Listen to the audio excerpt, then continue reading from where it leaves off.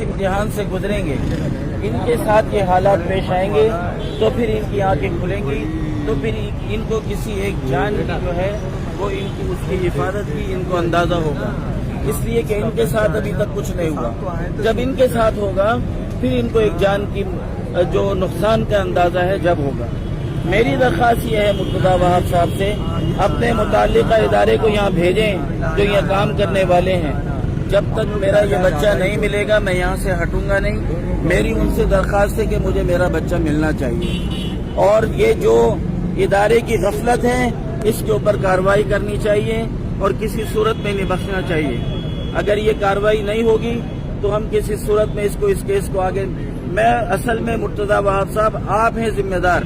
اگر آپ نے قدم اٹھا لیا اور آپ نے اگر اس بات کو لے لیا تو انشاءاللہ یہ حل ہو جائے گا اور یہ بچہ بھی مل جائے گا اور متعلقہ ادارے کے ساتھ کارروائی بھی ہو جائے گی اور ہونی چاہیے۔ لہذا میری آپ سے درخواست ہے کہ مجھے میرا بچہ ملنا چاہیے، بس آپ متحرک کسی بھی حال میں ملنا چاہیے، کسی بھی حال میں ملنا چاہیے مجھے۔ ہمیں کسی سیاسی معاملہ سے کچھ نہیں ہے بھائی، میرا خود 2-2.5 سال پہلے بچہ کیا ہے، اسی طرح واقعے سے آج تک نہیں ملا۔ میں انصاف کے پاس آیا ہوں، میں جانتا ہوں ان کی اس وقت تکلیف کیا ہے، کیونکہ میں یہ 2-2.5 سال پہلے گزر چکا ہوں۔ کراچی میئر صاحب لائیو شو میں آپ نے دیکھا تھا، وسیم بتا دیں ساری میں ڈسکشن بتا دوں، میں تو عدالتوں گیا ہوں لیکن مجھے انصاف نہیں ملا۔ میں صرف یہ بولوں گا کہ بھائی آپ کراچی واٹر بورڈ کے چیئرمین ہیں، اس حساب سے یہ بچہ ملنا چاہیے۔